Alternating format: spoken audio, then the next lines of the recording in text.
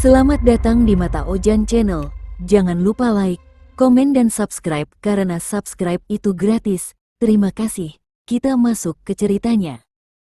Sumberjati adalah kota kecil yang sejuk, dikelilingi sawah, bukit, dan hutan pinus.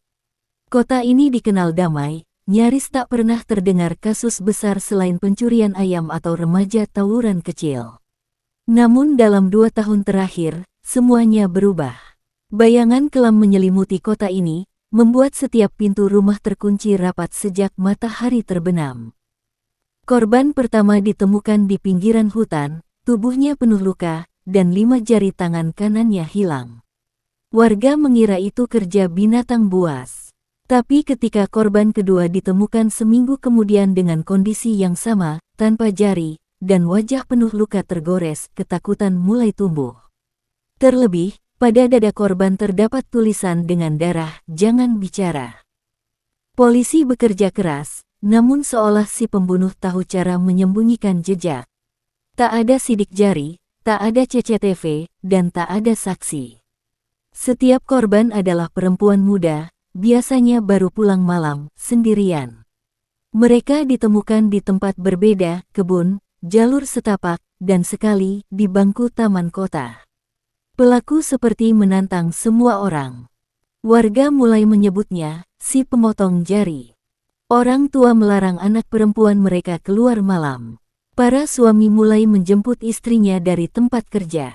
Sekolah-sekolah mengubah jam pulang. Namun tetap saja, korban keempat ditemukan. Kali ini, pesan berdarah di dinding rumah korban berbunyi, "Kalian tak akan bisa sembunyi." Ketakutan berubah menjadi kegilaan. Beberapa keluarga pindah dari kota. Yang lain mulai percaya bahwa ini bukan lagi kejahatan biasa. Ada yang bilang pelakunya bukan manusia, melainkan makhluk gaib yang marah karena terganggu. Tapi yang pasti, kota ini tak lagi sama. Dan di tengah semua ketakutan itu, seorang pria pendiam bernama Rehan selalu berjalan tenang menuju rumahnya yang tua, di ujung jalan sepi, dengan senyum samar di wajahnya. Tanpa seorang pun tahu bahwa di balik pintu rumah kayunya, sejarah berdarah sedang ditulis. Rehan, pria berusia 38 tahun, bekerja sebagai guru seni di SMA Sumberjati. Sikapnya tenang, tutur katanya lembut, dan senyumnya selalu hadir setiap kali menyapa murid atau rekan guru. Ia tidak pernah menikah, tinggal sendiri di rumah tua peninggalan orang tuanya. Dari luar, rumah itu seperti bangunan biasa, catnya mulai pudar, jendela kayu sudah retak di beberapa sisi, dan halaman depannya jarang tersentuh sapu. Namun tak ada yang tahu apa yang tersembunyi di bawah lantai rumah itu. Di balik rak buku besar di ruang tamu, ada pintu tersembunyi menuju ruang bawah tanah. Rehan yang merancangnya sendiri bertahun-tahun lalu, menyebutnya sebagai studio pribadi. Tapi studio itu bukan tempat melukis. Dindingnya lembab dan penuh jamur. Udara di sana pekat oleh bau anyir darah dan daging membusuk. Di sepanjang rak-rak kayu tua, berjajar toples-toples kaca bening. Isinya, potongan jari-jari wanita kering, membiru, sebagian mulai membusuk, sebagian lainnya diawetkan dengan bahan kimia seadanya. Beberapa masih berbalut kuku dengan cat merah muda, seolah baru dipotong kemarin. Rehan menyebut mereka dengan nama. Setiap malam, ia akan menyapa satu persatu. "Selamat malam, Dita. Kau cantik sekali hari ini, Nia. Alia, apa kau masih menangis?" Kadang, ia berbicara selama berjam-jam di sana, seperti tengah berdiskusi dengan teman lama. Tapi tak ada balasan. Hanya bisikan angin dari lubang udara kecil yang ia gali sendiri. Ia merasa aman. Polisi tak pernah mencurigainya. Tak ada yang pernah menyangka guru seni yang baik hati itu adalah sosok di balik teror mengerikan. Ia percaya tak akan pernah tertangkap. Ia percaya Tuhan tak pernah memperhatikan orang seperti dirinya. Ia percaya bahwa apa yang dilakukannya adalah bentuk seni paling tinggi. Namun malam itu berbeda.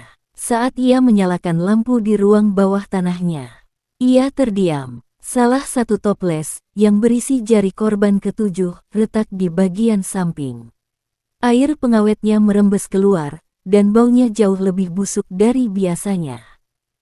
Rehan mendekat, memeriksa. Namun ketika ia hendak menyentuh tutup toples itu, kaca pecah sendiri. Dan jari di dalamnya bergerak. Sedikit, tapi cukup untuk membuat Rehan membeku. Untuk pertama kalinya sejak ia membunuh. Rehan merasa takut. Namanya Alia, seorang mahasiswi semester akhir jurusan komunikasi yang baru saja kembali ke Sumberjati untuk magang di kantor berita lokal. Ia pintar, ramah, dan penuh semangat. Beberapa hari sebelum kepergiannya, Alia sempat mewawancarai Rehan untuk artikel tentang guru seni di sekolah-sekolah desa. Wawancara itu berlangsung singkat, tapi ada yang aneh di mata Rehan saat menatap Alia, seolah menyimpan sesuatu. Alia hanya menganggapnya sebagai kebiasaan aneh orang dewasa yang canggung. Malam itu, Alia pulang lebih larut dari biasanya. Ia baru saja menyelesaikan laporan untuk kantornya. Ia berjalan kaki karena rumahnya tak jauh. Tapi saat melintasi gang kecil dekat taman kota, dunia berubah gelap. Beberapa hari kemudian, tubuh Alia ditemukan di tengah ladang jagung, ditutupi plastik hitam. Lehernya lebam, wajahnya penuh cakaran, dan seperti korban lainnya, semua jari di tangan kanannya hilang. Tapi kali ini ada yang berbeda. Di dadanya tergores dengan darah, pesan mengerikan. Aku akan kembali. Kepanikan menyebar seperti racun. Warga mulai percaya bahwa bukan hanya pembunuh yang berkeliaran, tapi juga roh-roh korban yang menuntut keadilan. Polisi tetap anggap ini ulah pelaku yang semakin sadis dan bermain dengan psikologis masyarakat. Tapi di sisi lain, rumor mistis menyebar lebih cepat dari fakta. Dan malam itu, Rehan berdiri di depan rak kaca di ruang bawah tanahnya, menatap toples baru. Di dalamnya ada 5 jari kecil dengan kuku berwarna ungu muda. Masih segar, masih cantik. Rehan tersenyum kecil, namun matanya tampak gelisah. Karena malam itu pula, setiap kali ia memalingkan wajah dari rak kaca, toples yang berisi jari Alia akan bergeser sedikit. Seolah berpindah sendiri. Ia sudah pastikan lantainya rata. Ia sudah pastikan toples itu tak goyah. Tapi tetap saja, selalu berpindah arah. Selalu menghadap langsung ke arahnya. Dan saat jam menunjukkan pukul 3 dini hari, Rehan mendengar ketukan lembut di pintu rumahnya. 3 kali. Perlahan. Terlalu pelan untuk disebut manusia. Tapi cukup untuk membuat jantung Rehan berdetak lebih kencang dari biasanya. Ia tak membuka pintu malam itu. Tapi dari celah gorden, ia melihat sesuatu berdiri di luar pagar. Sosok perempuan, berambut panjang, tubuhnya berlumur tanah, dan tangannya terentang tanpa jari. Rehan mundur, menutup jendela, menggenggam dadanya yang mulai nyeri. Untuk pertama kalinya, ia berbisik pada dirinya sendiri. Alia, kau bukan nyata. Kau sudah mati. Sudah mati. Tapi dari bawah lantai rumahnya, terdengar suara toples pecah. Dan suara yang sangat jelas, suara tangis pelan dari seorang perempuan. Sejak malam itu, Rehan tak pernah bisa tidur nyenyak lagi. Bukan hanya karena bayangan Alia yang terus menari dalam pikirannya, tapi karena ketukan itu kembali. Setiap malam, pukul 3 tepat, selalu ada suara ketukan lembut di pintu rumahnya. Awalnya hanya 3 kali, lalu keesokan malamnya, 5 kali. Semakin lama, semakin keras, semakin mendalam, seolah-olah seseorang atau sesuatu di luar sana tak hanya ingin mengetuk, tapi memaksa masuk. Rehan mencoba menyibukkan diri. Ia kembali mengajar, berpura-pura tertawa bersama murid-murid, dan melukis wajah-wajah bahagia di papan tulis. Tapi setiap malam, ia akan duduk di ujung ranjangnya, tubuh kaku, menunggu ketukan itu datang. Dan saat tiba waktunya, suara itu tak pernah absen. Pada malam ketiga, Rehan memberanikan diri mengintip dari lubang pintu. Awalnya tak terlihat apa-apa, hanya halaman kosong yang diterangi lampu tiang listrik jalan. Tapi saat ia hendak menutup kembali lubang itu, sebuah mata Mata perempuan dengan bola mata putih sepenuhnya menatap balik dari luar lubang intip.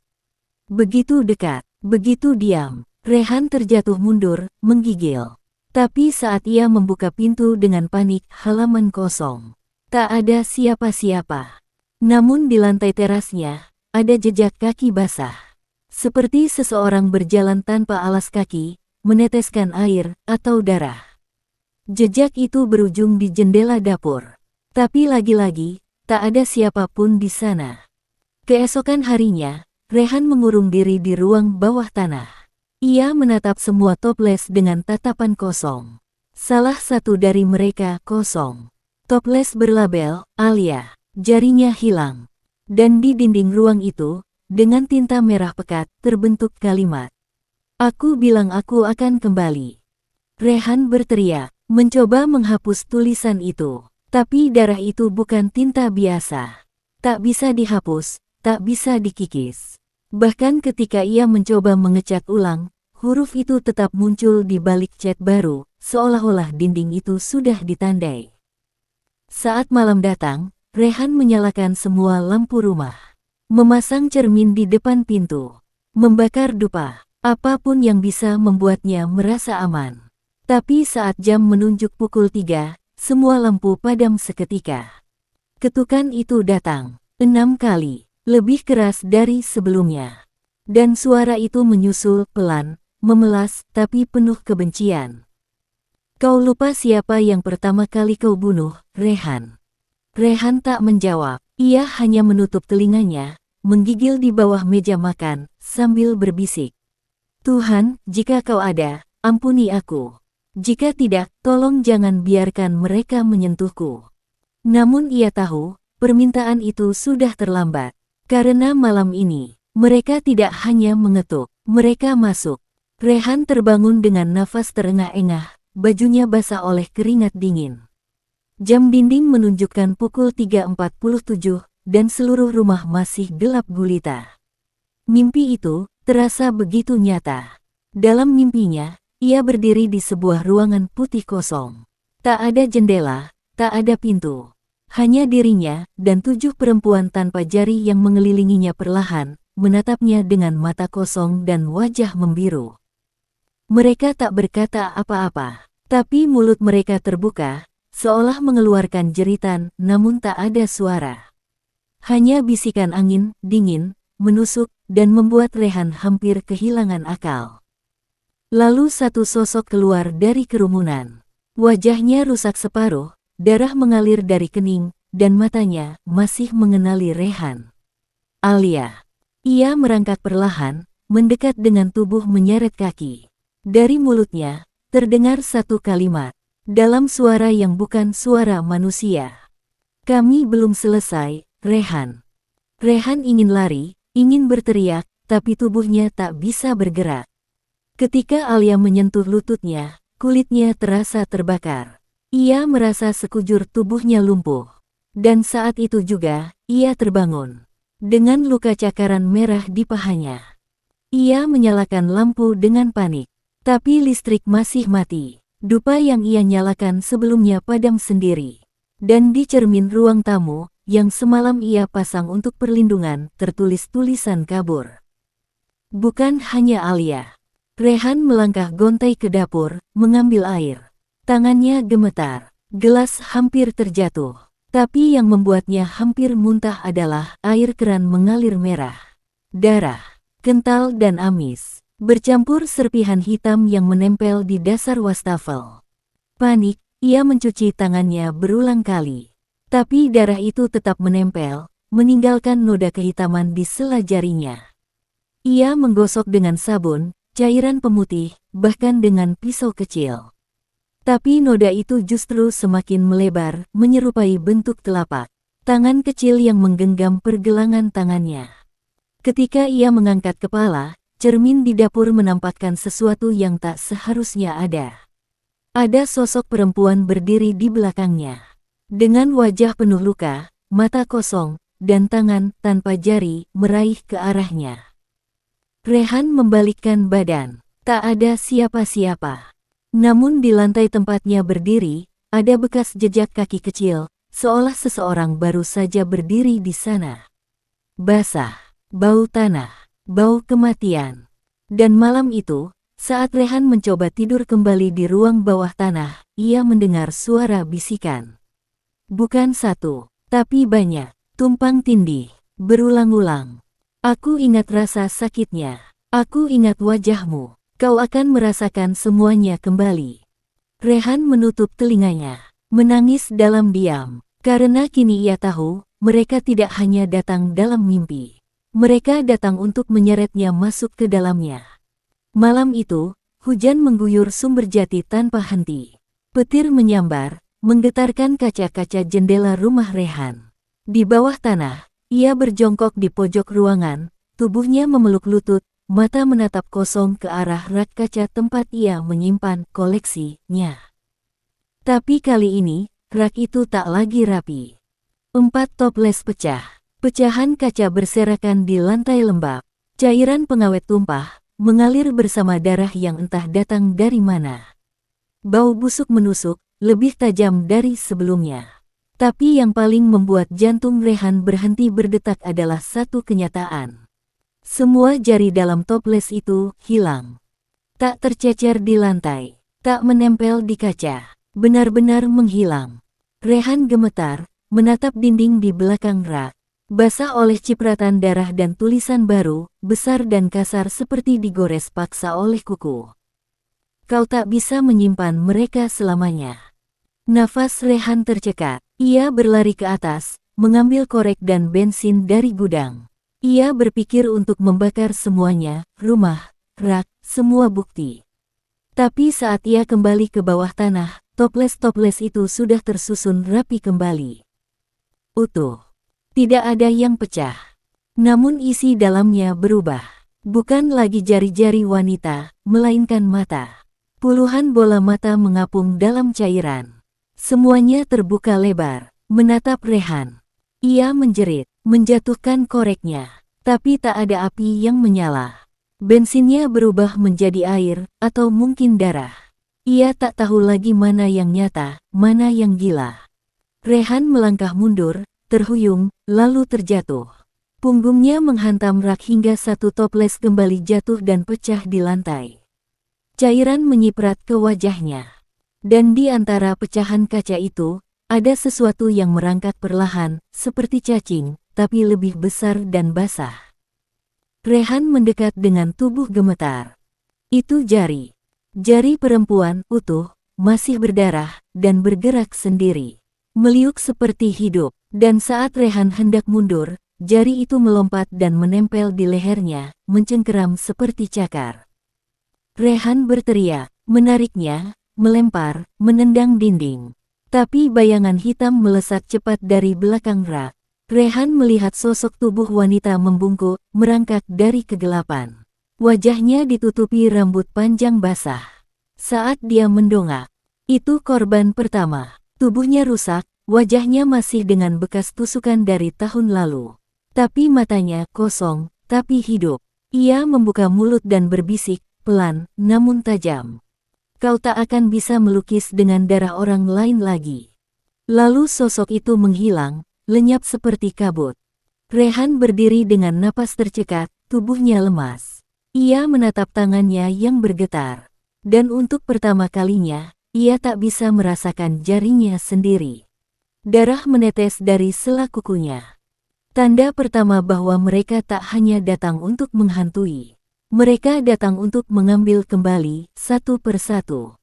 Pagi itu, Rehan terbangun di ruang bawah tanahnya. Tubuhnya tergeletak di lantai dingin dengan sisa pecahan kaca di sekeliling. Kepalanya berdenyut, matanya sembab karena kurang tidur, dan tangan kanannya, sudah tak bisa digerakkan. Mati rasa. Seperti ada sesuatu yang mengambil alih. Ia mencoba menggenggam, memukul, menamparkan, tapi tak ada yang terjadi. Seolah tangan itu bukan miliknya lagi. Rehan membalutnya dengan kain tebal dan naik ke atas. Ia mencoba menenangkan diri, menyeduh kopi, dan menyalakan televisi. Tapi berita pagi itu membuat darahnya mengalir dingin. BREAKING News, polisi menemukan jari manusia di dalam kotak kardus yang ditinggalkan di gerbang SMP Negeri 2 Sumberjati pagi ini. Ada secari kertas bertuliskan, "Satu milikmu, satu milik kami." Sampai habis. Wajah Rehan pucat. Ia tahu tulisan itu. Gaya hurufnya, goresannya mirip sekali dengan hurufnya sendiri. Tapi ia tak pernah menulisnya. Ia tak pernah menaruh jari di SMP. Ia tak pernah meninggalkan bukti. Setidaknya, itu yang ia pikir. Rasa takut mulai berubah menjadi kecemasan yang menjalar. Ia merasa terjebak dalam mimpi buruk tanpa akhir. Ia menyadari sesuatu yang lebih mengerikan. Ada yang mencoba menjebaknya. Atau lebih buruk, arwah-arwah itu mulai mengendalikan segalanya. Malam harinya, Rehan kembali ke ruang bawah tanah, berharap menemukan semuanya seperti semula. Tapi, tidak. Kini hanya ada 6 toples. Padahal sebelumnya ada 7. Toples korban pertama hilang. Ia membalik ruangan, membuka laci, mengecek setiap sudut. Tapi tak ada jejak toples itu. Hanya satu hal yang tertinggal, bekas lingkaran basah di tempat toples itu dulu berdiri, dan di sampingnya, setangkai bunga melati layu, yang entah dari mana datangnya. Rehan mulai panik. Ia berteriak, memanggil entah siapa. Lalu ia masuk ke kamar mandi, membuka bajunya, dan melihat bekas goresan panjang di punggungnya. Tapi ia tinggal sendiri. Tak ada yang bisa melukainya.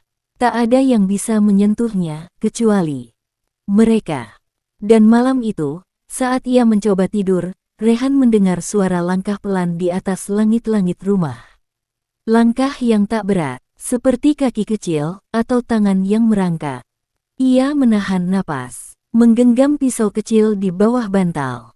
Tapi sebelum ia bisa bangkit, lampu kamarnya padam.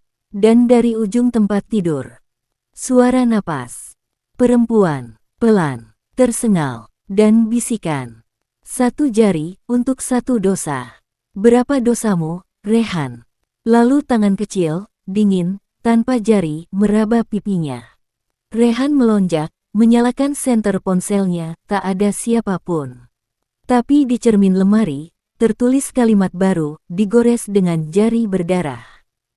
6 lagi. Kami akan ambil satu persatu. Dari tubuhmu, dari jiwamu. Dan ketika Rehan menatap tangan kirinya, jari telunjuknya mulai membiru, pelan, mati rasa, seperti menunggu giliran untuk diambil. Rehan tak lagi bisa membedakan siang dan malam.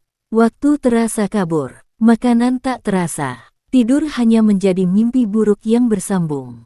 Ia mencoba menghindari bayangan-bayangan itu, suara-suara, dan jejak-jejak yang tak pernah berhenti muncul, tapi sia-sia. Mereka selalu tahu di mana dia berada. Setiap malam, selalu pukul 3, listrik rumahnya padam. Tapi kini, bukan hanya ketukan yang datang. Kini ada suara gesekan kuku di dinding. Ada suara tawa perempuan di kamar mandi. Dan yang paling membuat Rehan kehilangan akal, setiap cermin di rumahnya menampilkan pantulan berbeda, bukan dirinya, tapi sosok wanita dengan tangan penuh luka, menatapnya tajam dari dalam kaca. Rehan mencoba menutup semua cermin dengan kain hitam. Tapi tiap pagi, kain itu selalu ditemukan terlipat rapi di meja makan. Seperti ada yang membukanya, dan ingin dilihat. Asteris. Suatu malam, Rehan mendengar suara langkah dari arah kamar atas. Padahal ia tinggal sendiri. Saat ia naik dengan hati-hati, pisau di tangan kiri, lampu senter di tangan kanan yang sudah mulai mati-matian berfungsi, langkah itu terhenti di depan pintu kamarnya. Diam. Ketika ia mendekat, pintu terbuka sendiri. Dan di atas ranjangnya, ada 7 sosok wanita duduk. Tak bergerak, tak menoleh. Punggung mereka membelakanginya. Rambut panjang mereka basah meneteskan darah ke kasur. Tubuh mereka membeku dalam posisi duduk sempurna. Dan di lantai, 7 jari miliknya sendiri tergeletak. Berdarah, bergerak. Rehan ingin berteriak, tapi suaranya tersangkut di tenggorokan. Salah satu dari wanita itu perlahan bangkit.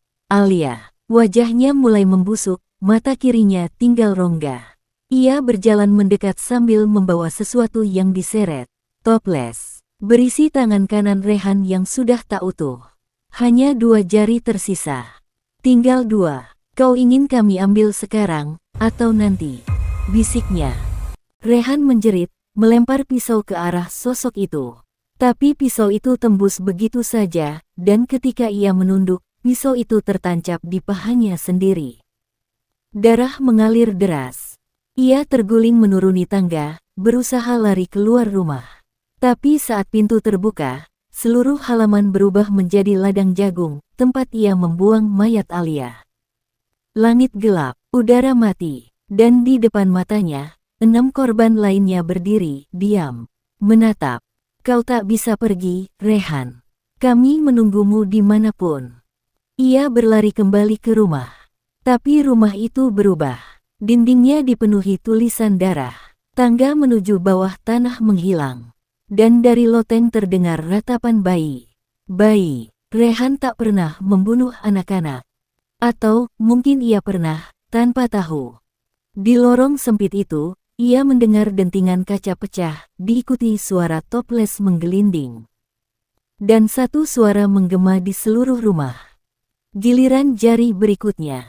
Rehan menatap tangannya. Jari tengah kirinya membusuk, hitam, bergetar, dan mulai lepas dengan sendirinya. Tanpa darah, tanpa luka, seolah tubuhnya menyerah dan arwah itu mengambilnya sendiri. Kini tinggal 5. Dan mereka belum puas. Malam itu, Rehan kembali dari sekolah dengan kepala berdenyut. Sejak insiden toples pecah, pikirannya tidak tenang. Ia merasa diikuti, dibisikkan, bahkan dilihat oleh sesuatu yang tak terlihat. Tapi sebagai pria yang tak percaya Tuhan, apalagi hantu, ia terus menertawakan ketakutannya sendiri. Namun malam ini berbeda.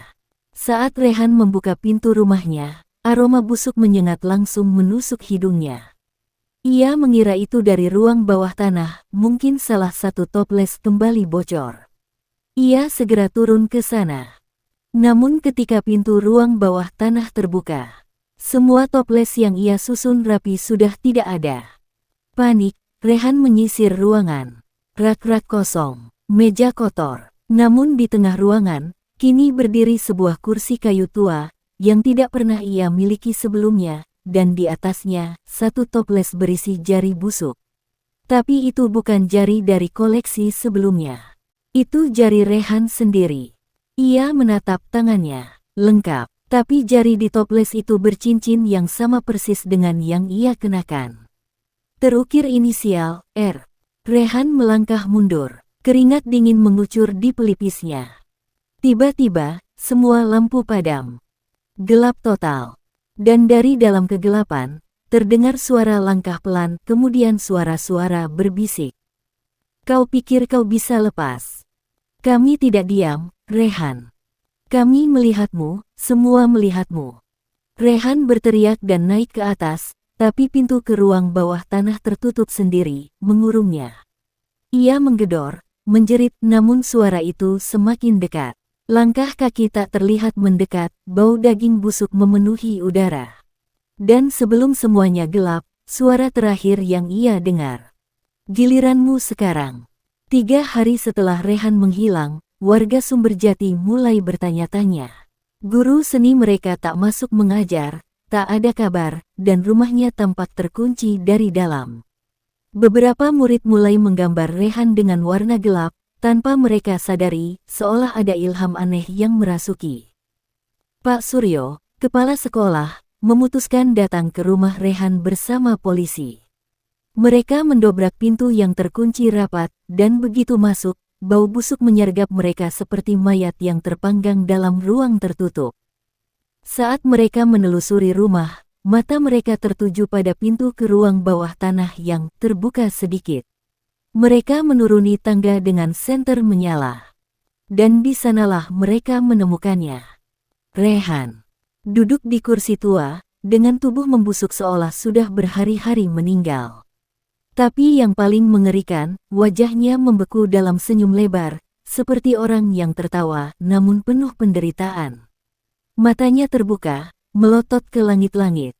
Di sekeliling kursi, puluhan toples kaca disusun melingkar. Masing-masing berisi jari-jari wanita, tapi kini ada tambahan toples di tengah, berisi jari-jari Rehan sendiri. Semua 10 lengkap. Yang membuat polisi terguncang adalah tulisan darah di dinding. Aku tidak butuh Tuhan, tapi mereka butuh balas dendam. Tubuh Rehan tidak menunjukkan tanda-tanda kekerasan dari manusia lain, tapi kakinya melepuh seperti terbakar.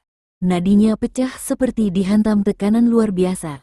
Media menyebutnya bunuh diri aneh, tapi mereka yang melihat langsung tahu, ini bukan bunuh diri. Beberapa malam setelah kejadian itu, seorang polisi yang ikut menyelidiki ditemukan tewas di rumahnya, dengan satu jarinya hilang. Lalu seorang mantan murid Rehan yang dulu dibela olehnya, juga tewas. Mulut robek seperti sedang menjerit, teror belum berhenti. Dan konon, siapapun yang masuk ke ruang bawah tanah rumah itu, akan mendengar suara tawa pelan dan bisikan. Kau pikir hanya dia, giliranmu akan datang. Beberapa minggu setelah kematian Bu Ratna, sekolah mencoba kembali berjalan normal. Namun suasana SMA Sumberjati tak lagi sama. Di ruang seni, terdapat sebuah lukisan baru yang tiba-tiba muncul, bukan buatan murid manapun.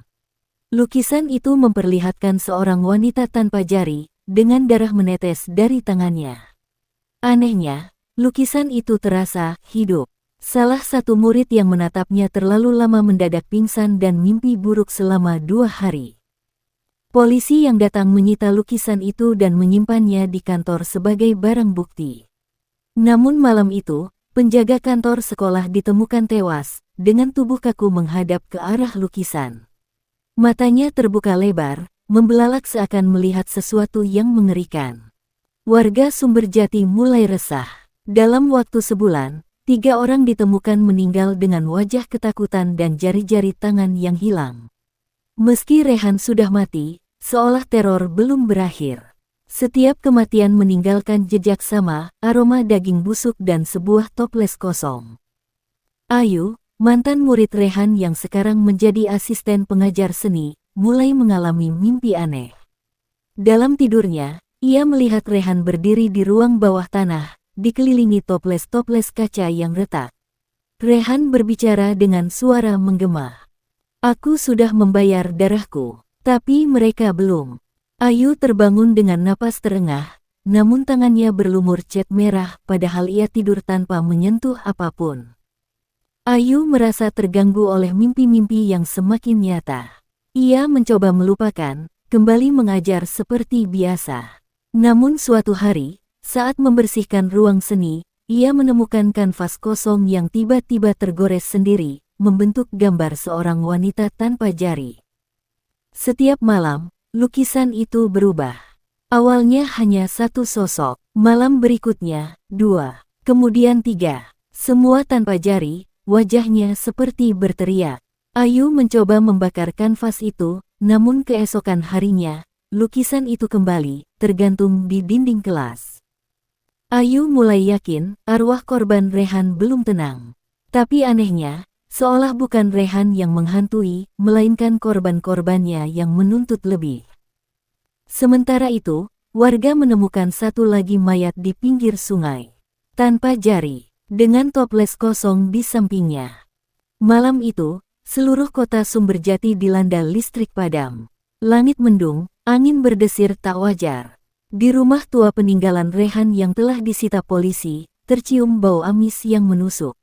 Beberapa warga yang nekat melewati rumah itu mengaku mendengar suara tangisan dan jeritan wanita bertumpuk-tumpuk. Ayu, yang tak bisa tidur, mendapati dirinya tiba-tiba berada di depan rumah itu. Kakinya seperti digerakkan oleh sesuatu yang bukan kehendaknya. Pintu terbuka sendiri, berderit pelan. Di dalam, lilin-lilin menyala membentuk lingkaran. Di tengahnya, toples-toples kaca berisi jari, yang semula disita polisi, kini kembali berjejer. Namun kali ini, toples-toples itu penuh darah segar. Dan di dalam darah, tampak bayangan wajah-wajah wanita, menatap Ayu, seolah memintanya menyelesaikan sesuatu.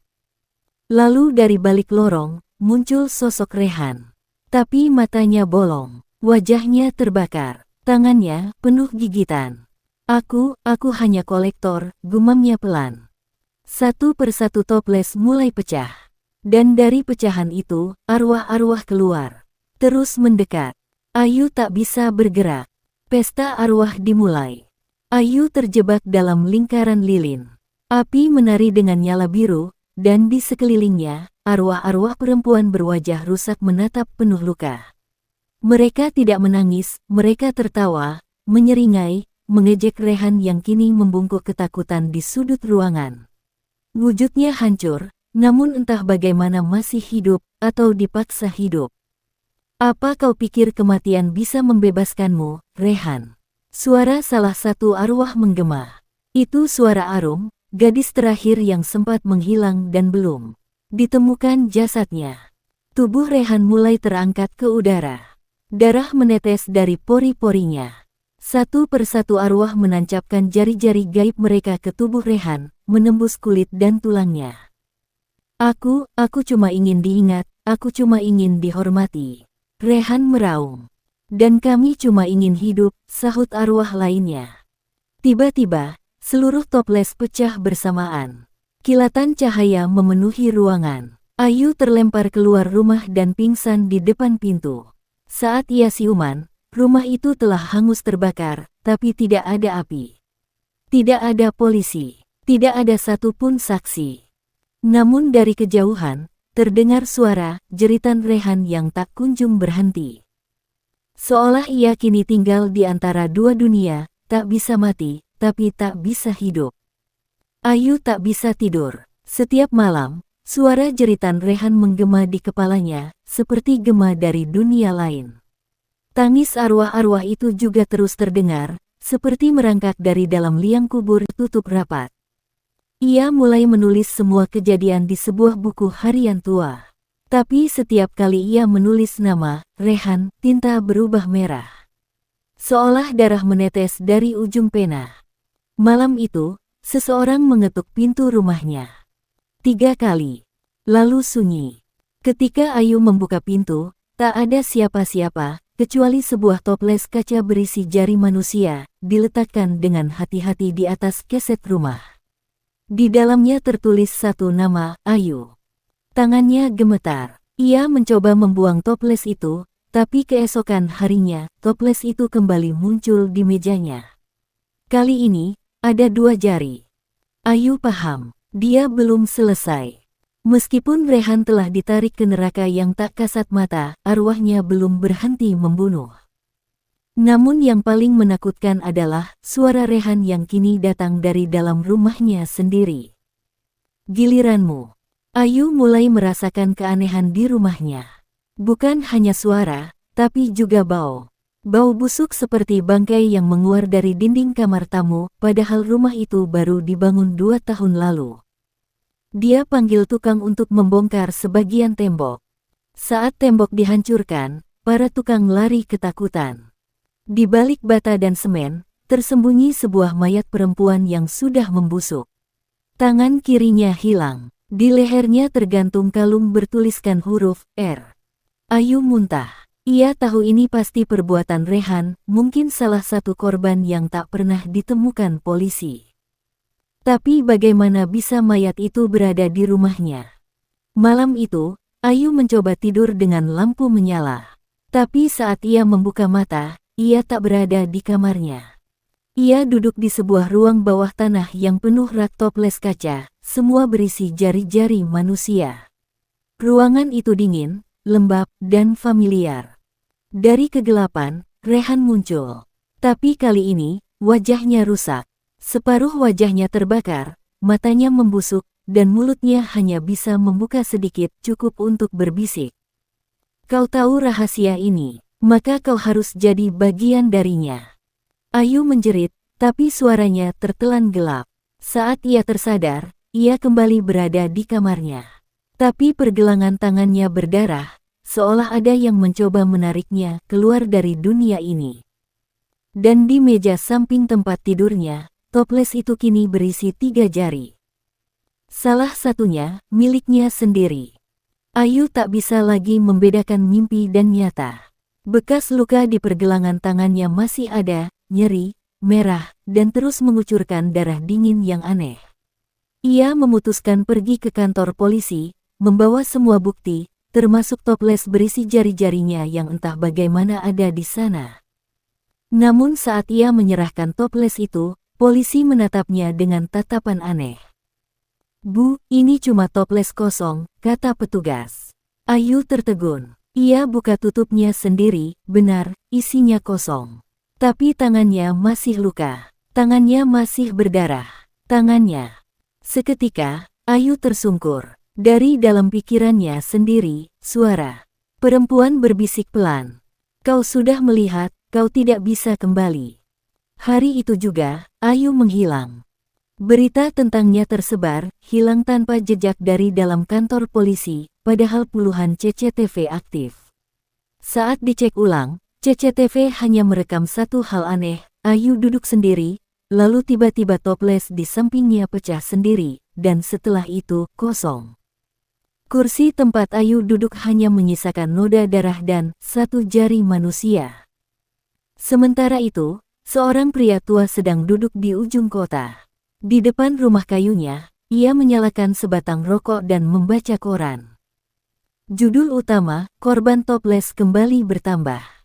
Ia menghela napas. "Rehan, ini belum selesai ya," bisiknya lirih. Ia lalu membuka buku catatannya. Di dalamnya, tertera daftar nama, semua nama korban pembunuhan Rehan. Di urutan terakhir, nama Ayu Wiraningsih. Status, masih tertahan di antara dunia. Catatan, pintu belum tertutup. Dan di bawah itu, tertulis satu kalimat mencurigakan.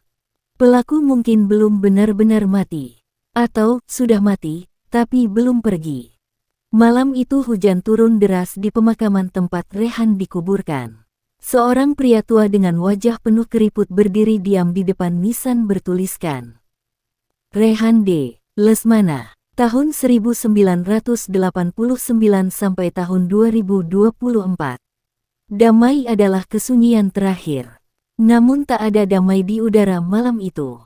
Di sekeliling makam, tanah basah tampak seolah berdenyut. Pria tua itu menggenggam tas kulit usangnya erat-erat.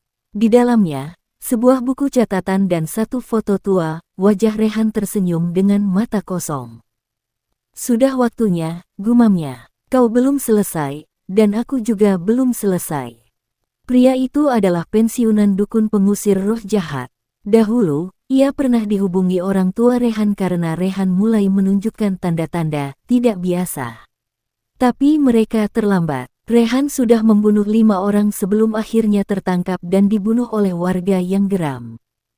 Namun, ada satu keanehan. Jasad Rehan tak pernah membusuk.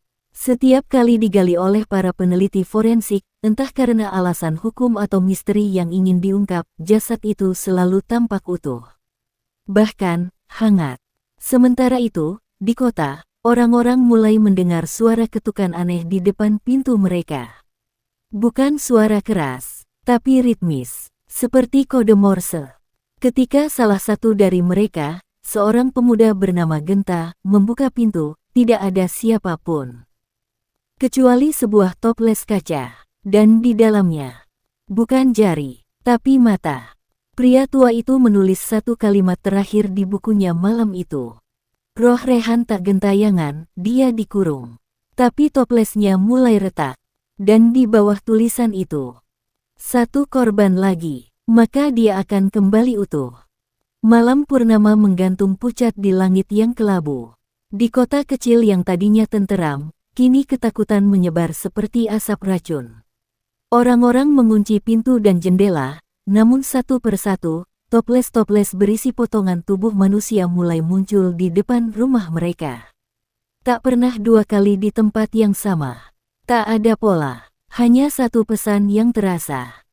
Giliranmu. Di kamar yang penuh coretan dan catatan aneh, pria tua itu, Ki Harja, duduk dengan napas berat. Ia tahu malam ini adalah batas waktu. Jika ia gagal menghentikan roh Rehan, maka semua korban yang pernah terbunuh akan kehilangan arti. Tapi ia juga tahu satu hal yang lebih mengerikan. Rehan bukan hanya arwah yang ingin membalas dendam. Ia adalah inkarnasi dari kebencian dan penderitaan yang ditularkan lewat darah. Di luar, suara tangisan kecil terdengar dari taman kota. Seorang anak menemukan toples terakhir. Di dalamnya, bukan potongan tubuh, tapi jantung yang masih berdetak, dan menempel di dinding kaca, foto anak itu sendiri. Ki Harja memulai ritual terakhirnya. Tubuhnya diguncang amarah roh yang mencoba menguasai dirinya. Namun ia tetap membaca mantra penutup, sambil menggenggam pecahan toples yang ia ambil dari makam Rehan. Ritual berlangsung cepat. Tiba-tiba, semua toples di seluruh kota pecah bersamaan. Dari dalamnya, kabut hitam mengepul dan bersatu di langit, membentuk siluet Rehan yang nyaris sempurna. Tapi sebelum wujud itu menampakkan wajahnya, tubuh Ki Harja terbakar hebat oleh api biru dari dalam tanah. Ia tumbang, namun berhasil menyegel arwah itu dalam sebuah cermin raksasa yang ia bangun diam-diam di bawah tanah kota, sebuah makam terkutuk yang tak diketahui siapapun. Tahun-tahun berlalu, kota itu kembali tenang. Tapi di museum kecil pinggiran kota, ada sebuah ruangan yang selalu tertutup, tak ada yang boleh masuk. Di dalamnya, hanya ada cermin tinggi berselimut kain abu-abu.